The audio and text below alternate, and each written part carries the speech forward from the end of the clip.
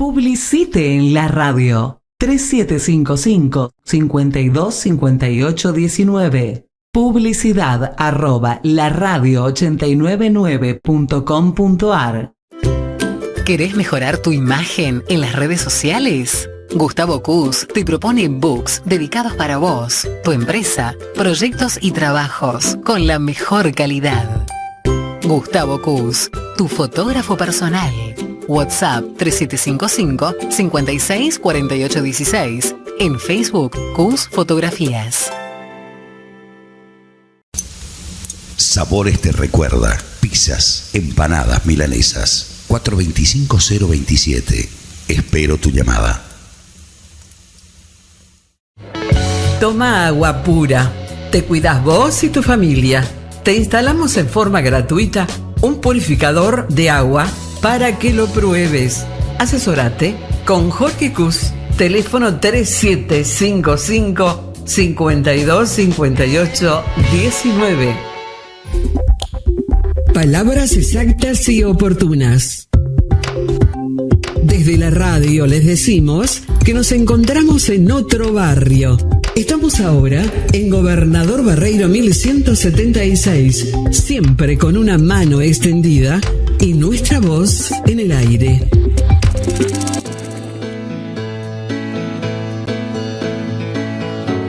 Cuando no recordamos lo que nos pasa, nos puede suceder la misma cosa. Son esas mismas cosas que nos marginan, nos matan la memoria. Hola, buenas tardes a toda la audiencia del 89.9. Hoy estamos nuevamente con nuestro programa HDH, Hablemos de Historia. Es un gusto para mí, le tenemos al doctor Kosiarki como exponente principal. Hoy él va a ser la estrella y yo voy a ser el que voy a hacer preguntas. Pero estoy contento porque mis amigos me escriben por Facebook, me escriben por WhatsApp y por lo menos hay mucha gente que nos escucha. Porque, bueno, habrá también otros que no son amigos míos que nos escuchan. Y también a vos te pasa lo mismo, y también le pasa lo mismo al doctor Moreira, y eso nos deja contentos porque, repito, la idea nuestra no es venir a dar cátedra de historia, ni transformar este programa en una academia de historia. La idea nuestra es simplemente hablar de historia con el conocimiento y con la curiosidad que tienen dos personas comunes que un día se juntan y hablan algo de historia. Poner la historia en el temario. Le tenemos al doctor Kosiarki hoy con un tema que, para completar lo del programa pasado, voy a poner en contexto. El programa pasado habíamos hablado de los principios que trajo la Revolución Francesa, porque el mundo es como es hoy, jurídicamente hablando, con los derechos y las estructuras de los estados, separado del poder ejecutivo, legislativo y el judicial, es gracias a las ideas que nacieron en Francia con Rousseau y Montesquieu, que fueron adoptadas por la Constitución, por la Revolución Francesa, y fueron también tomadas por la revolución anterior a la francesa, que fue la Revolución Norteamericana, un tiempito antes. Y ellos esparcieron esos principios por todo el mundo. Claro, en el programa pasado hablamos del poder representativo, republicano y federal, y hablamos del Estado democrático. Pero habíamos advertido que las ideas de Francia no eran solamente esas, sino que plasmaron en su constitución, igual que en la norteamericana, un montón de derechos respecto de los individuos. Es decir, ya que hacemos una constitución, vamos a hacer una constitución escrita, porque estamos cansados que el rey haga lo que quiera durante siglos. Entonces ahora vamos a hacer una constitución por escrito, pero no solamente para limitar el poder del rey, sino también de nuestros derechos como ciudadanos. Vamos a escribirlos. Y uno de esos derechos, quizás el más importante de todos, es el derecho a la legítima, a la defensa en juicio. Contame, amigo mío, cómo evoluciona ese principio a lo largo de la historia de la humanidad. Se concretó en Francia, sí, se concretó en Estados Unidos también, y de ahí a todo el mundo. Pero fue un largo proceso el que dio nacimiento al derecho de defensa, y eso quiero que me cuentes. Bueno, buenas tardes a todos. Gracias en primer lugar, Javier, por la invitación. Es un honor estar en este programa. Me encanta que hablemos de las instituciones jurídicas. Yo soy abogado y me encanta esto. El tema del derecho de defensa tiene su origen desde que el hombre pisa la tierra. Desde que el hombre es hombre, ha tenido una pulsión interna, natural, a defenderse, a autoconservarse, a autopreservarse.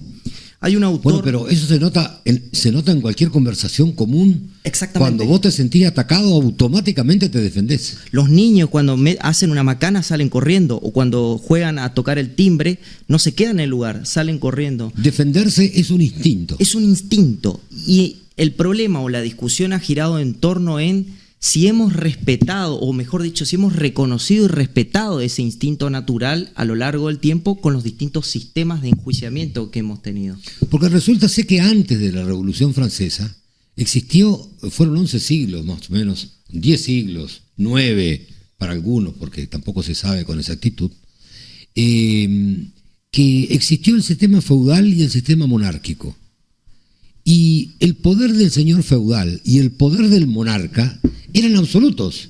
Juzgaban a las personas como querían, le imputaban el delito que se les ocurría, lo acusaban de lo que se les antojaba y lo juzgaban como venía a la mano, como se les ocurría también. Y las condenas también eran de ocurrencia real. Entonces, ¿qué pasó que ahora existe tan reglamentadamente el derecho de defensa en el mundo? Lo que ocurrió es que hubo un cambio de sistema. Estamos hablando del sistema procesal. Cuando hablamos de sistema procesal, estamos hablando de el método, cómo nos van a investigar, cómo nos van a juzgar, cuál es el método elegido. Ahí estuvo el cambio, en el cambio de sistema procesal. En la antigua Grecia, y me voy muy atrás en el tiempo, los atenienses tenían el sistema acusatorio. Los pares... En aquella época. El sistema acusatorio similar al sistema acusatorio moderno. Ajá, que hoy lo conocemos. Los propios pares juzgaban a sus ciudadanos y había un acusador que era el que tenía el trabajo de levantar la prueba. Cualquier persona, cualquier ciudadano que se sentía ofendido por un delito tenía que presentarse, traer las pruebas y ahí demostrar lo que estaba alegando. O sea, tenían un sistema acusatorio similar al derecho moderno, al derecho penal moderno. Y los que juzgaban, que eran los ciudadanos, los propios conciudadanos de esa persona, ellos no se metían en la colección de pruebas, ellos decidían. Entonces, ahí vemos cómo funcionaba sanamente un sistema. O sea, el juez o los jueces no se contaminaban investigando el hecho. Exactamente. No tomaban partido, eso quiere decir. No tomaban partido. Investigando el hecho. Quien investiga dicta sentencia, mientras está investigando ya está... Esto era así en la antigua Grecia, esto fue así también en Roma. Bueno, yo quiero contarte algo primero, para ubicar a la audiencia. Exacto. Cuando él habla de la antigua Grecia, habla de la cuna de nuestro conocimiento. Está en la palabra de Dios, está en la Biblia. El saber griego y el saber divino. Así creo que Pablo lo hace esa división. Pero cuando hablamos de Grecia en aquella época, estamos hablando de 300, 400 años antes de Cristo, que era la época en que Alejandro Magno estaba haciendo su campaña por todo el mundo. Aristóteles, filósofo griego, uno de los pilares de la filosofía de nuestra civilización, era griego y fue maestro de Alejandro Magno. Época en la cual más o menos estaba el pueblo judío que había salido de Egipto liberado por Moisés, camino a la tierra prometida, para tener una idea de la época en que está hablando el doctor Kosiarski. Ahora, ¿qué pasó? Llegó la Inquisición, ¿no? Principios del siglo XII, XIII. Llegó la Inquisición y lo cambió todo. ¿Qué es la Inquisición? La Inquisición es básicamente una sola persona va a concentrar los poderes de investigación y de juzgamiento.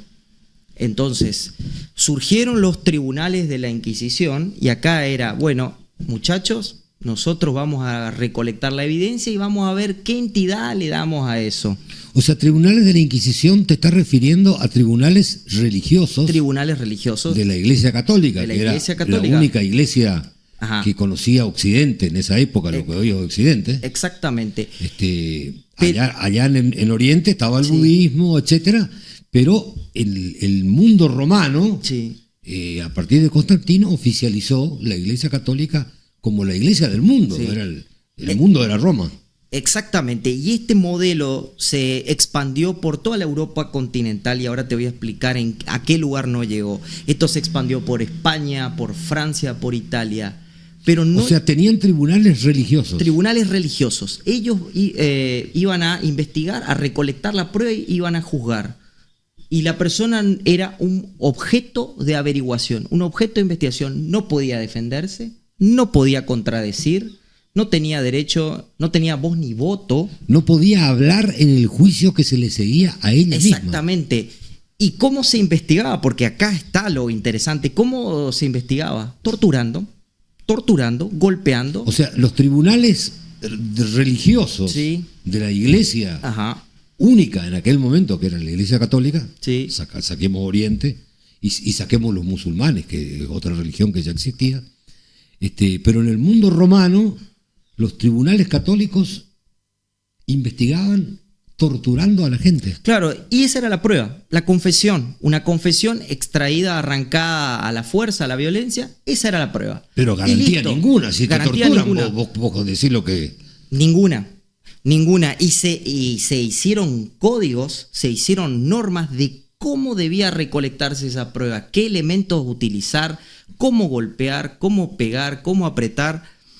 ¿Durante cuánto tiempo? Exactamente, se escribió un libro que se llama Maleus Maleficarum, donde es la Biblia de la Inquisición, donde explicaba los métodos para torturar, para obtener una mejor confesión. O sea que no solamente torturaban a la persona acusada, Sí. sino que si tenían que torturar a algún testigo también lo hacían. También lo decían. O sea, no tenía límites. El poder penal, ya lo que es la idea del poder penal, no tenía límites. O sea que si vos caías en un comentario X de que cometiste alguna falta y algún delito grave, con el comentario alcanzaba y sobraba. Sí, terminaba en la mazmorra y en la mazmorra se encargaban de cocinar el caso. ¿Qué es la mazmorra? La mazmorra son esas prisiones subterráneas que había por debajo de los castillos, totalmente inhumanas, totalmente infrahumana. Es una cosa de no creer,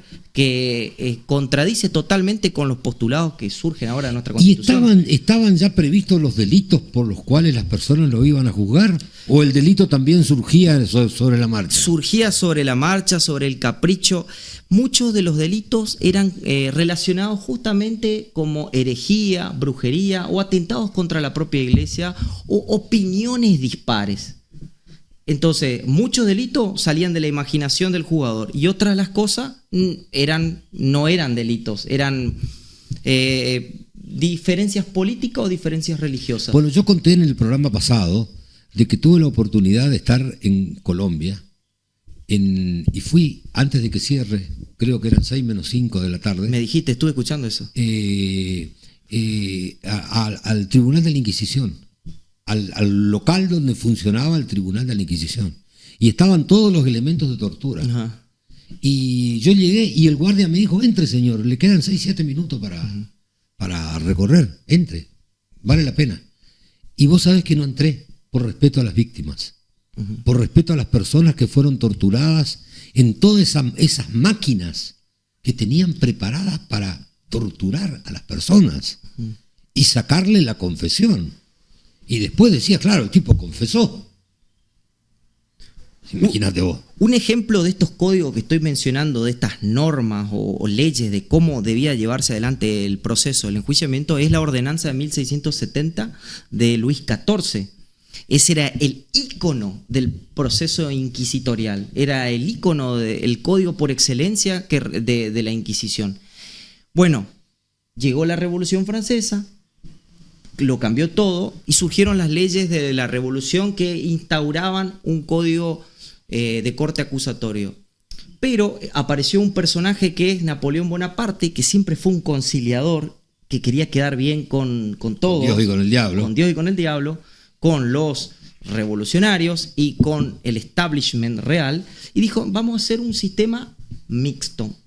Quedamos bien con todo, un sistema mixto. Y ahí surgió el Código de Instrucción Criminal francés de 1808. Ese modelo se expandió por todo el mundo.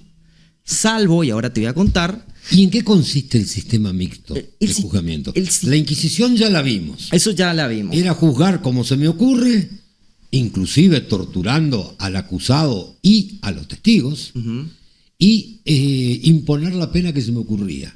¿Y cómo aparece el sistema mixto con Napoleón? ¿Qué es el sistema mixto? El sistema mixto, tenemos el proceso penal dividido en dos etapas. Una primera etapa que es de investigación, que se denomina instrucción, y la lleva una sola persona, que es el juez de instrucción. Él lleva la investigación y él decide sobre el caso, con amplias facultades, sin darle intervención a ninguna parte. Después, el caso... ¿Pero cómo no darle intervención? ¿Sin llamarle al tipo, al acusado, para que declare? Bueno, estos códigos fueron modernizándose y ayornándose. Pero al principio no se le daba el derecho de defensa al tipo. Para nada, para nada. Simplemente había un juez que investigaba durante la instrucción. ¿Y después? Y después, si el caso reunía las evidencias suficientes, pasaba a una segunda etapa donde intervenía en sí un tribunal ya ajustado a una etapa acusatoria, donde el que presentaba el caso, el que presentaba la evidencia previamente recolectada, claro, es el fiscal de juicio. Este es el código mixto que inauguraron los franceses, que se expandió. Y había un tribunal que dictaba sentencia, que no era el que investigaba. Exactamente. Pero este código mixto y el mixto tirando para inquisitivo no llegó a las costas de Inglaterra. Inglaterra, Gran Bretaña se rigieron siempre por un sistema acusatorio. Ellos ya con la Carta Magna de Juan Sin Tierra... Ya con la cuarta Carta Magna de Juan Sin Tierra, ajá, en 1215. En 1215, ellos dejaron muy bien en claro que ellos iban a seguir un sistema acusatorio. Les cuento a los oyentes, se juntaron todos los nobles de Inglaterra en 1215 y se fueron a decirle al rey: mirá, amigo, nosotros somos los que pagamos los impuestos, los que sostenemos la corona, los que sostenemos toda la estructura tuya, donde vos sos el rey. Ahora te vamos a pedir que por escrito nos permitas el derecho de defensa en juicio, que se nos escuche y se nos permita un defensor. Y el rey de Inglaterra, en 1215, le dio el escrito, en virtud del cual se hizo la Carta Magna, creo que se llamó. Sí, la Carta Magna de Inglaterra de 1215. Claro, donde se instauró el derecho de defensa. Hay un artículo que yo te lo voy a leer porque realmente es increíble. Es la reproducción del 18 de nuestra Constitución, que dice: nadie podrá ser arrestado, aprisionado, ni desposeído de sus bienes, costumbres y libertades, sino en virtud de juicio de sus pares. Juicio de sus pares.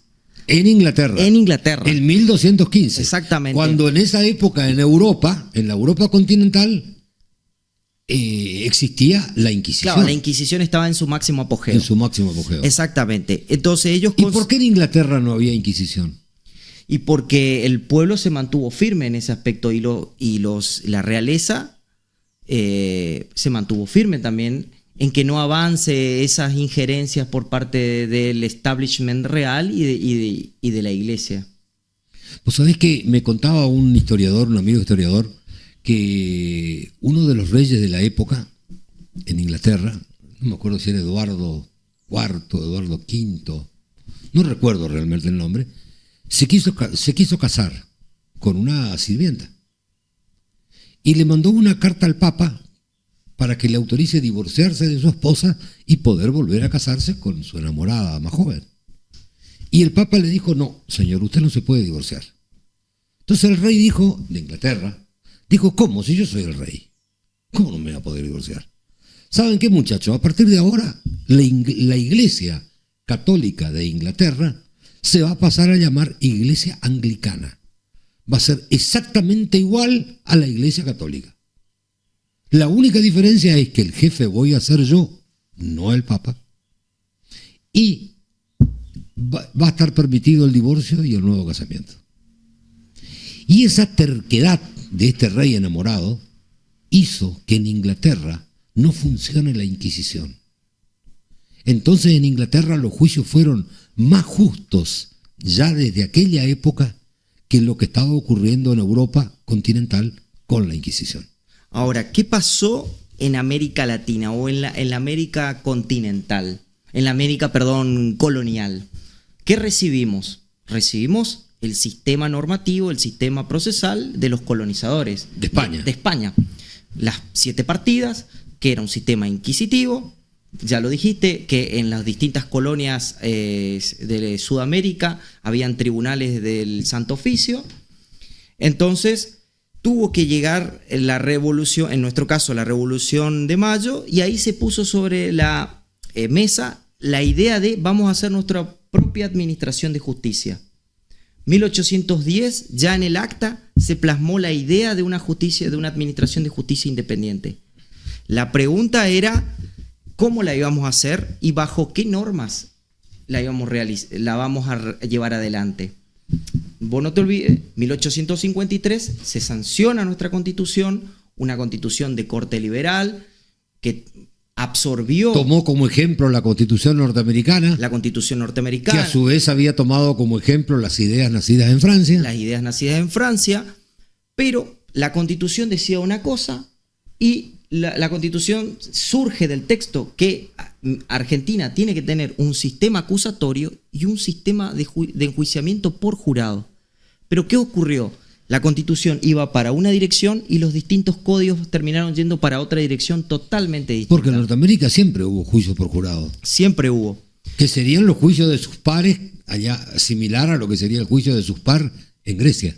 Mira, en 1888 se sancionó el Código de Procedimiento en materia criminal. Ese fue un código puramente inquisitivo. O sea, ahí ya te das cuenta que estaba yendo a contramarcha. En vez de tomar las ideas que Alberdi propuso de la Constitución norteamericana, tomaron las ideas del mundo viejo. Del mundo viejo.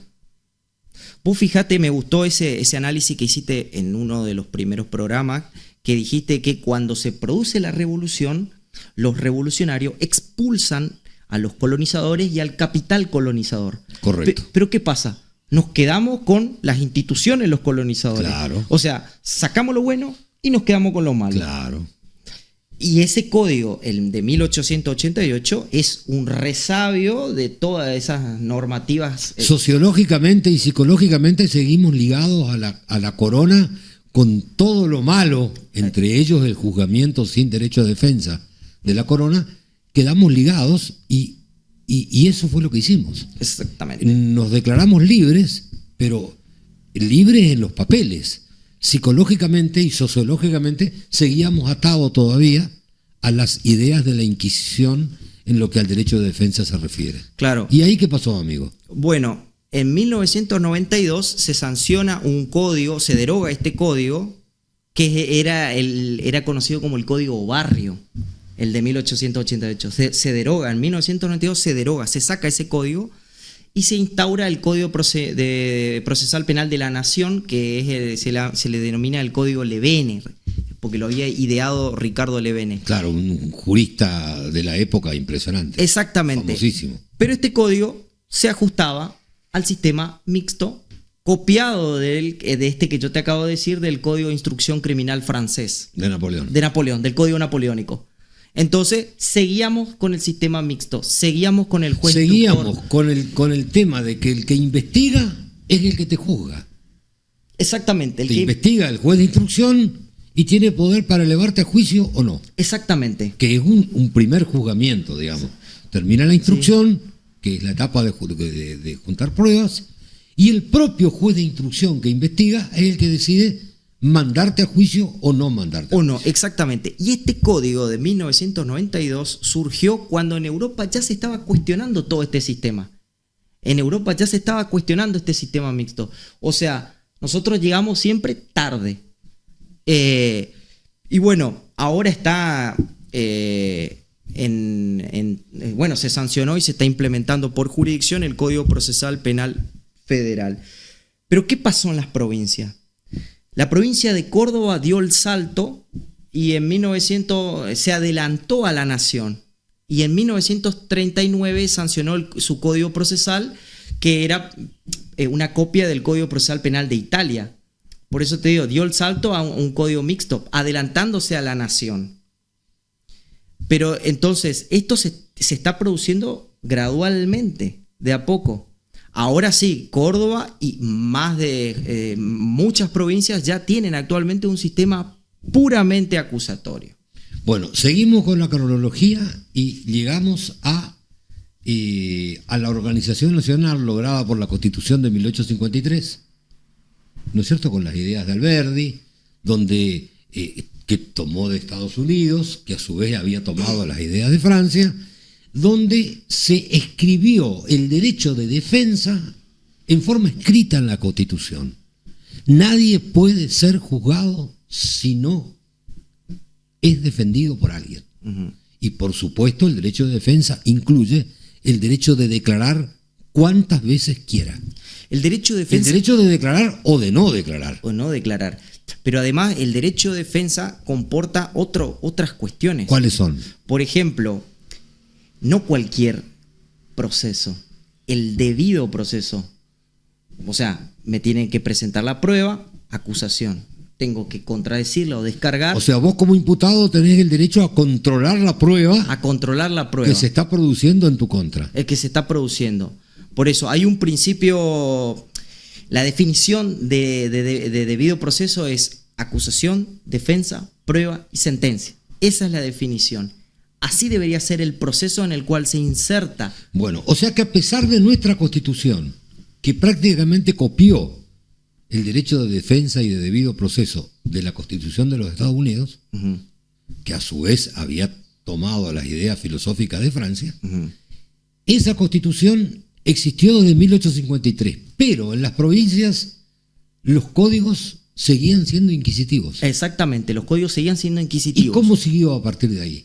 Bueno, como te repito, la provincia de Córdoba dio el salto y hizo una modificación de su código ajustándose a un sistema mixto, copiando el de Italia, el Código Procesal Penal de Italia de 1930. A partir de ahí, las distintas provincias se fueron ayornando y faltaba la nación. En 1992, o sea, hacete una idea, Javier, algunas provincias se habían adelantado a la nación y en 1992 la nación sancionó el código del doctor Ricardo Levene hijo. Entonces, tenemos que entender de que hay una necesidad de cambio que se está produciendo y que no se puede frenar. Ahora, cuando hablamos de derecho de defensa, no quiere decir que estemos hablando de la puerta giratoria que se ve siempre en los noticieros, donde los que cometen delitos entran por una puerta y salen por la otra. Exactamente. Cuando hablamos de derecho de defensa no estamos hablando de mano floja. La mano del Estado tiene que ser dura con la aplicación de la ley. Exactamente. Lo que no quiere decir que cuando le juzga a una persona no le dé el derecho a defenderse. Ahora bien, todos me preguntan, bueno, Dardo, pero a ver, ¿cómo funciona este sistema puramente acusatorio que vos tanto estás hablando de sus bondades? En la primera etapa, la etapa de investigación, es llevada adelante por el fiscal. El fiscal llega a la investigación. O sea, no investiga al juez. No investiga al juez. El juez es un juez de garantías. Se queda en una posición equidistante y controla la legalidad de ese procedimiento. O sea, le controla al fiscal de que esté haciendo las cosas bien. Exactamente, controla las dos partes, controla al fiscal y controla la defensa. Y él es el que va tomando las decisiones con respecto a las medidas cautelares, las medidas que afectan las libertades de las personas, las nulidades, o sea, no se inmiscuye Las garantías constitucionales. Nada más. Exactamente, él tutela las garantías constitucionales. Mientras se respeten las garantías constitucionales que están a cargo del cuidado del juez de garantía, Sí. el fiscal investiga y el defensor aporta toda la prueba que crea conveniente y declara, si quiere declarar, cuántas veces Sí. crea necesario. Este sistema permite que el fiscal pueda armar las múltiples hipótesis que tiene, y está bien, es válido que lo tenga conforme surge la investigación. Pero el juez no se ve contaminado por esas hipótesis. El juez no investiga, No investiga investiga. el fiscal. El fiscal. El fiscal es la persona nombrada por el Estado para que acuse Sí. a aquellos que no cumplen las leyes. Exactamente. Entonces el fiscal investiga, ya el abogado defensor le va defendiendo al acusado, y el juez de instrucción es juez de garantía y no se mete en la investigación. Exactamente. Controla simplemente que se respeten los principios constitucionales. ¿Y después qué pasa? Y eso tiene otras consecuencias prácticas. Les sacás al fiscal, digamos, del tramiterío procesal. Él se encarga solamente de colectar las evidencias. Cuando él entiende, el fiscal, de que se han reunido las evidencias, los elementos de convicción para que la causa avance, él va a tener que hacer un planteo, él le tiene que convencer al juez, Al juez de garantía. al juez de garantía, le tiene que convencer, y eso implica el máximo de esfuerzo posible, la máxima de trabajo y la máxima de eficiencia. Le tiene que convencer al juez de garantía para que el juez de garantía eleve la causa Al tribunal. a otro tribunal, para que hagan el juicio oral. Exactamente. Sí. Bueno, yo te propongo que vamos a la música, porque me están haciendo señas desde la producción, me están haciendo señas de que quieren pasar un tema musical. Parece que hubo un problema técnico. Sí. Espera un ratito, que se solucione.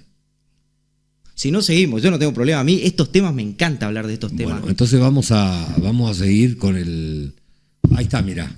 Ahora, ahí está, ahí se solucionó el problema técnico. Vamos a la música y luego nos explica el doctor Kosiarki en qué consiste la etapa del juicio dentro del proceso acusatorio, que es lo más moderno que tenemos en cuanto a proceso penal se refiere.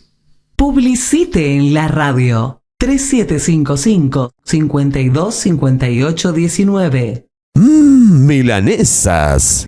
Sabores. Chubut 31. Toma agua pura. Te cuidas vos y tu familia. Te instalamos en forma gratuita un purificador de agua para que lo pruebes. Asesorate con Jorge Cus. Teléfono 3755-525819.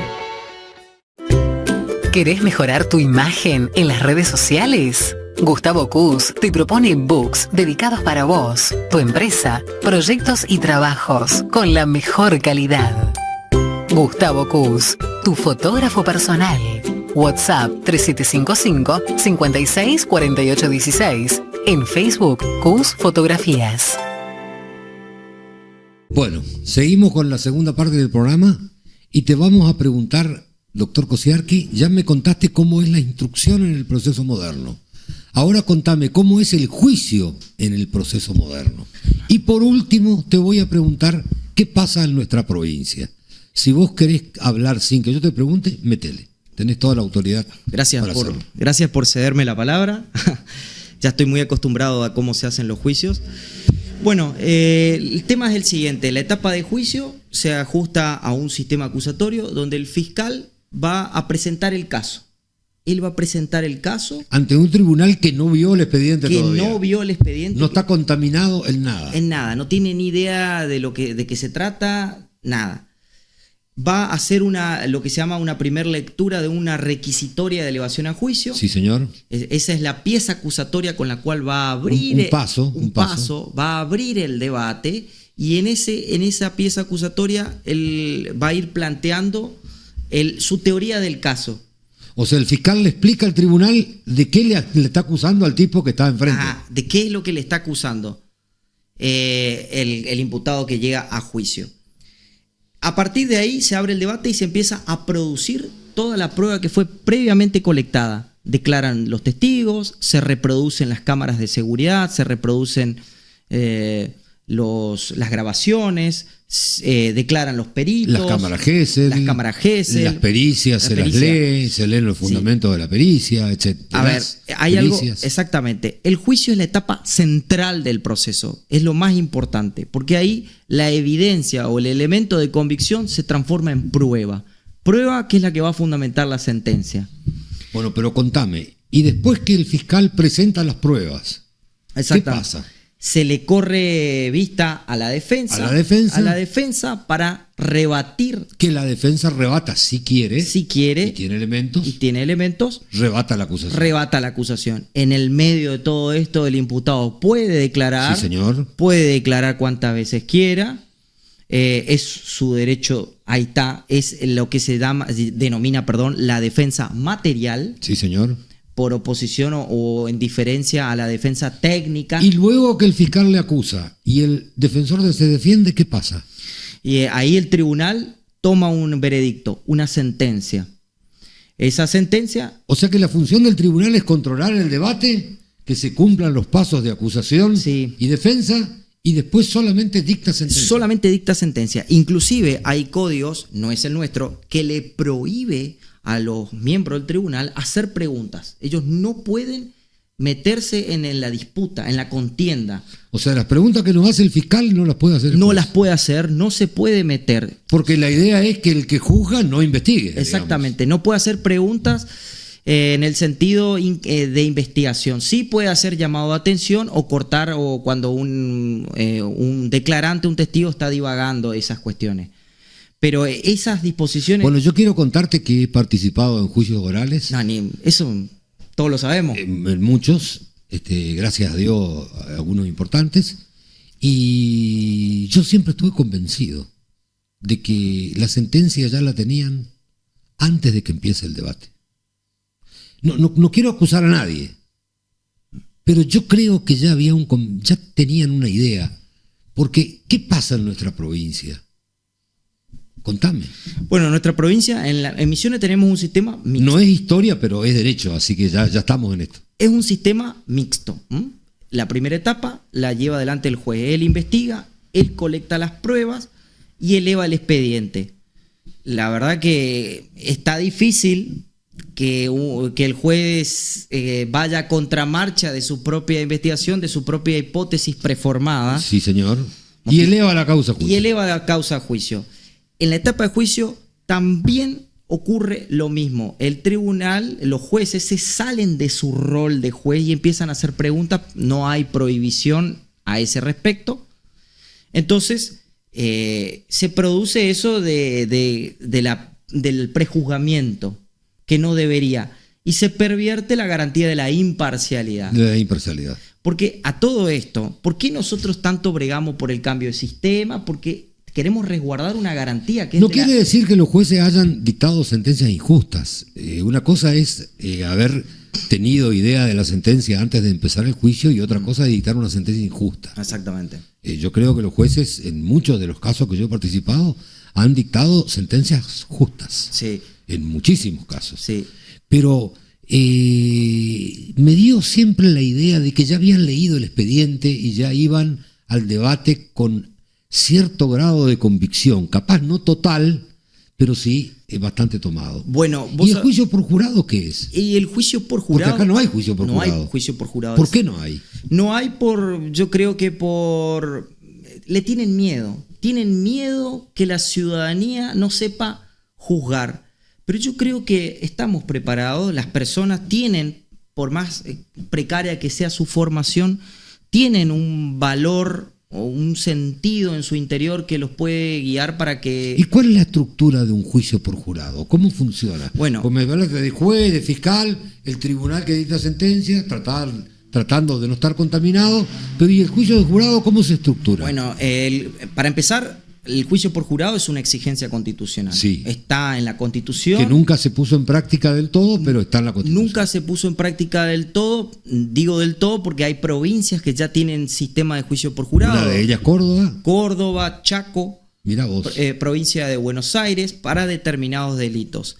El juicio por jurado básicamente son ciudadanos comunes, gente que no tiene formación en derecho, que han sido... ¿Qué es lo que vemos en las películas? Que es lo que vemos en las películas, que son llamados para una tarea específica, que es esta, la de juzgar.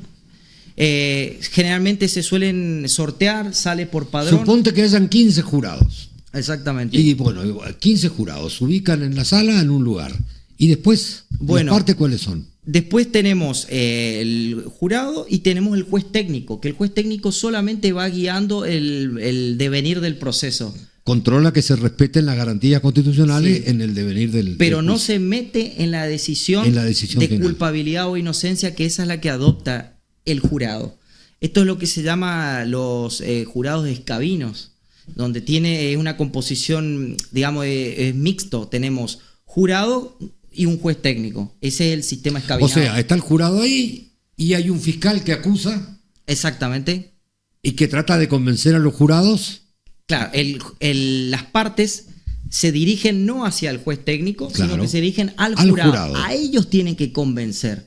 Al cocinero, al ama de casa, al albañil, al carpintero. Inclusive hay códigos que tienen la absoluta prohibición de que un abogado integre el jurado, para darle mayor imparcialidad. Para que sea la ciudadanía que juzgue como en la antigua Grecia. Como en la antigua Grecia, exactamente. Esto se está implementando en varias provincias. Lo que ocurre es Yo que... creo que también acá vamos camino a eso, ¿no? Tarde Sí, o temprano vamos exactamente, camino a eso. vamos camino a eso, pero lo que ocurre es que ese sistema solamente puede funcionar dentro de un engranaje plenamente acusatorio.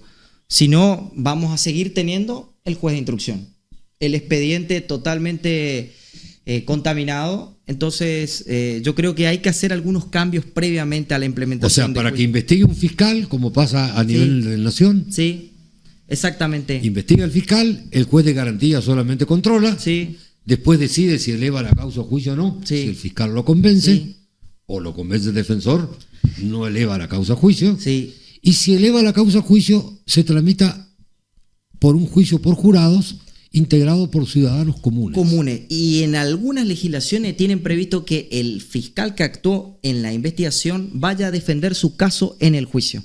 Entonces, vos investigaste, vos armaste todas las hipótesis más hilarantes. Bueno, eso sería espectacular, porque entonces vamos a saber si el fiscal realmente acusó Ajá. por convicción propia o por conveniencia. Por eso te digo... Porque no nos olvidemos que muchas veces los fiscales tienen miedo de largar a un tipo por el que dirán. Exactamente. Y cuidando su silla, Sí. mandan a uno a juicio más de una vez. Sí, o inflan las calificaciones, o elevan cualquier caso con tal, ellos no son los que van a dar la cara en el debate. Claro.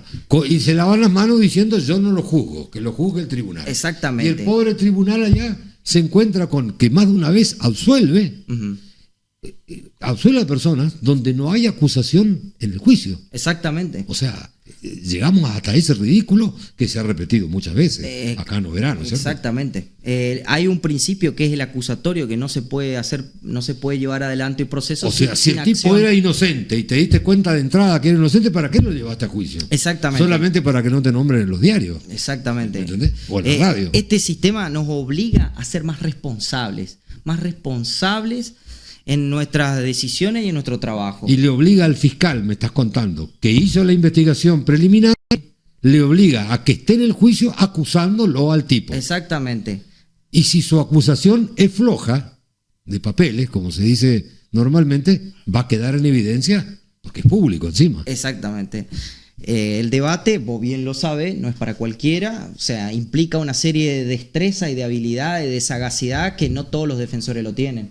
El debate oral y público implica una gimnasia, implica un montón de esfuerzo y de habilidades que pocos abogados lo tienen. Tenés que estar atento a la prueba cuando un testigo se contradice. Entonces, es bueno que los fiscales que estén actuando en la investigación también estén preparados para afrontar la etapa de juicio. Como nosotros los defensores lo estamos. Nosotros los defensores trabajamos en la etapa de investigación. Pero también hay algo que yo... Porque es fácil criticar, ¿viste? Sí. Es fácil criticar la justicia. En este caso estamos criticando a los fiscales. Es fácil criticar a los fiscales, pero yo te cuento algo. Ajá.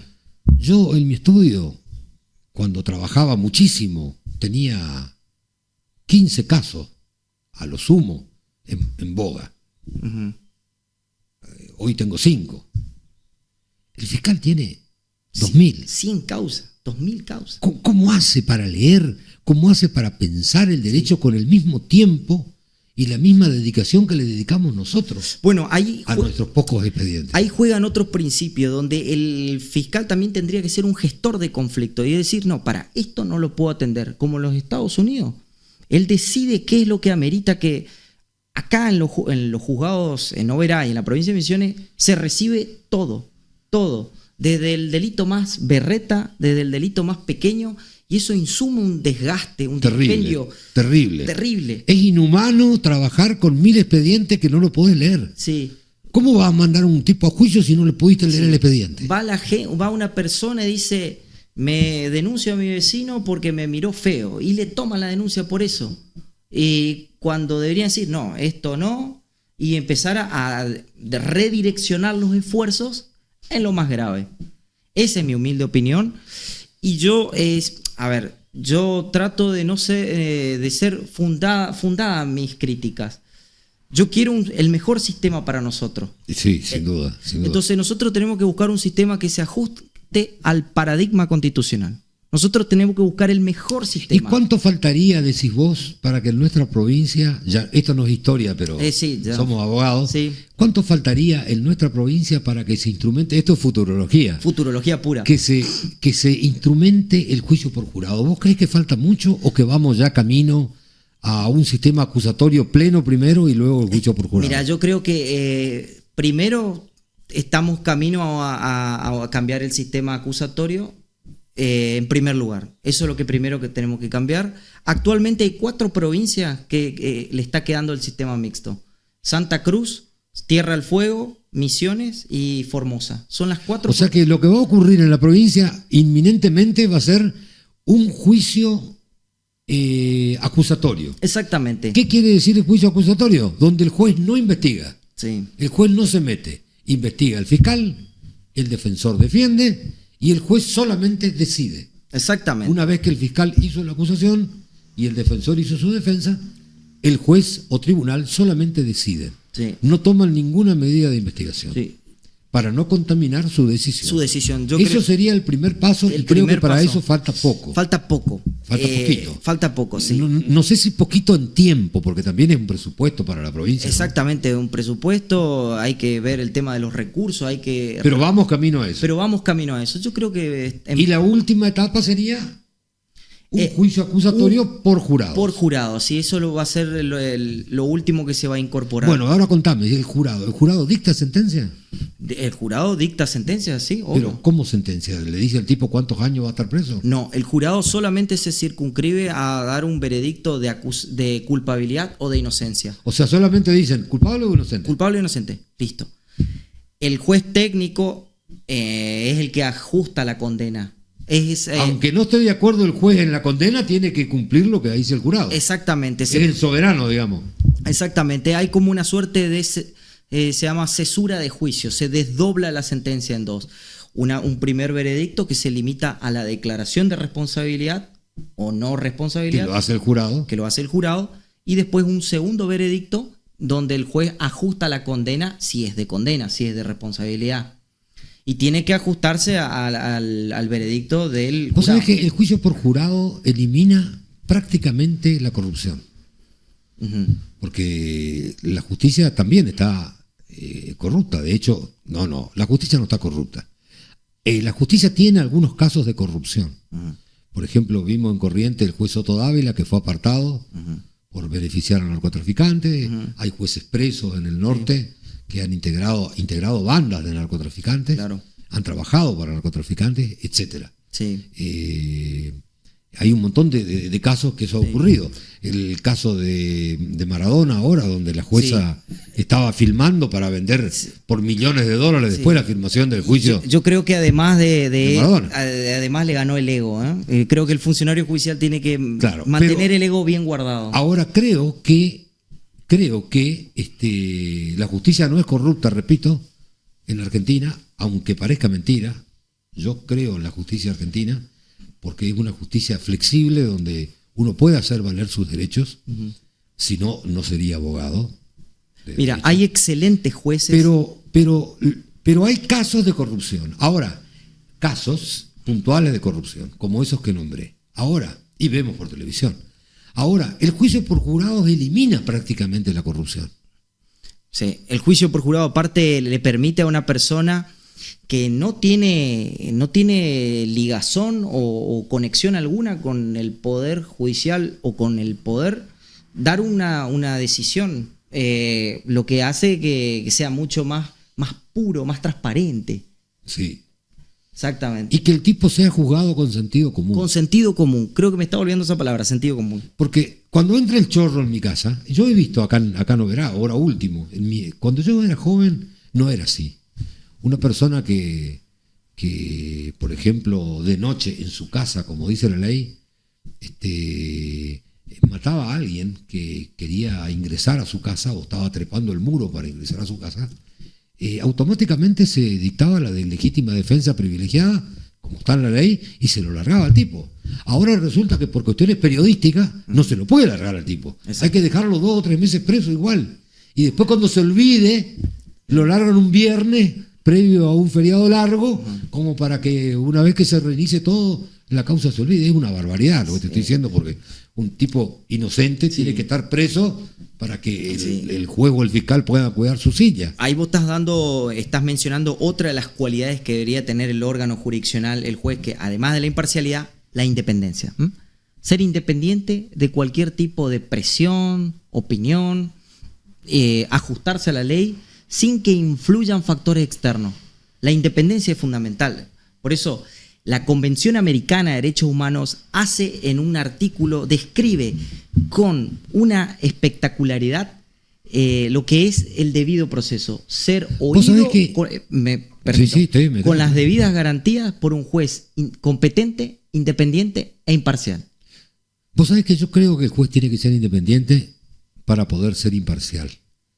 Ahora, lo que yo creo que es lo que pasa en Estados Unidos, lo que va a pasar en el mundo en el futuro, que los jueces no van a ser sometidos a juicio político. ¿Vos coincidís en eso? ¿Crees eso? Vos sabés que yo creo que sí, no tiene que haber juicio político. El juez tiene que ser juzgado si cometió un delito.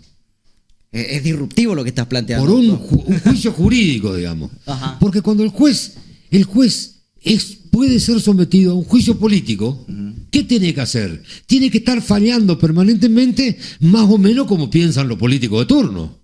No es que el político le pida la sentencia, pero sí, el tipo se va ayornando solito. Porque lo que le van a hacer es un juicio político, resulta. No es que, capaz no cometiste ninguna irregularidad, pero políticamente te expusiste. No. El juez no puede ser sometido a juicio político. El juez tiene que ser sometido a un juicio como cualquier ciudadano. Común y corriente. Si metió la pata y cometió delito, tiene que ser sometido a juicio y terminó el problema. No a un juicio político por políticos. A un juicio jurídico por otros jueces. Y por jurado sería lo mejor. Eso sería lo mejor. Sería lo mejor. Eso para mí es la nueva tendencia del derecho, todavía no a implementarse en un futuro inmediato, y creo que va a ser la garantía de un juez imparcial. Fantástico, me encanta. Y sí, porque si salen muchos programas que hay puertas giratorias para demostrar que acá en Misiones no hay puerta giratoria, tenemos a un colono que mató a un intruso de noche en su casa, lo tuvimos como 2 o 3 meses preso, cuando de entrada sabíamos que tenía defensa privilegiada. Pero vos sabés que yo soy muy optimista. Legítima defensa privilegiada, perdón. Yo soy muy optimista en que vamos a tener ese cambio deseado, porque vamos a quedar en algún punto, vamos a quedar acorralados como la única provincia que no tiene el sistema puramente acusatorio, o que se le denomina acusatorio adversarial. Yo creo que estamos camino a eso. Y bueno, si eso ocurre, yo te digo sinceramente, pero te lo digo, yo hace muchos años soy defensor, pero yo ahí concursaría para ser fiscal de investigaciones. Bueno, es que yo creo que el recambio de funcionarios también es importante. Es importante, sí. Porque eso. traen aires nuevos, traen principios nuevos. Ajá. Y no traen las mezquindades viejas. ¿Vos sabés cuántos juicios se han dictado por la cara del abogado y no por la culpabilidad del cliente? Por la culpabilidad del acusado. Sí. O sea, ¿tenés idea cuántos juicios se han dictado? Claro, a este ya le dimos 3 sentencias absolutorias, no le podemos dar una cuarta. ¿Qué va a decir la gente? ¿Que manda el abogado? No, mando yo. Por unanimidad perpetua. O sea, es una barbaridad. Pero bueno, de todos modos yo creo que tenemos una justicia sana, en general, hablando. Creo que tenemos una buena justicia. Creo que en los delitos que nosotros manejamos no hay injerencia política notoria en la decisión de los jueces. Claro. Lo podrá haber en algunos casos particulares, no sé, pero en general eso no ocurre. No. En nuestra provincia de Misiones. Creo que tenemos una justicia sana. Lo que sí creo que tenemos jueces con demasiada cantidad de expedientes para acusar. Eso hay que buscar la manera de... Y fiscales con demasiada cantidad de expedientes para acusar. No, eso es lo que sí veo, es imposible. Sí. Tal cual. Nadie termina leyendo el expediente en profundidad para poder dictar una sentencia lo más justa posible. Exactamente. El tiempo tendrían que haber más juzgados. Sí, yo considero lo mismo, que deberían haber más juzgados. Acá en Oberá por lo menos debería haber 2 más. Por lo menos. Bueno, colega, como ciudadanos, como abogados también, hemos dicho lo que pensamos hoy. Sí. Hemos hablado de la con historia fundamento, del con derecho fundamento. de defensa y no queremos acusar a la justicia de nada. Nosotros ambos creemos en la justicia, por eso somos abogados. Por supuesto. Pero bueno, uno quiere siempre una justicia mejor. Exactamente. Por eso tenemos el derecho ciudadano a criticar a algunas cosas que están mal, algunas cosas puntuales, para poder mejorarlas en el futuro. Exactamente. Y esperemos que así ocurra, Cosiarqui. Así ocurrirá. Yo quisiera verte algún día en un cargo de fiscal, en un cargo de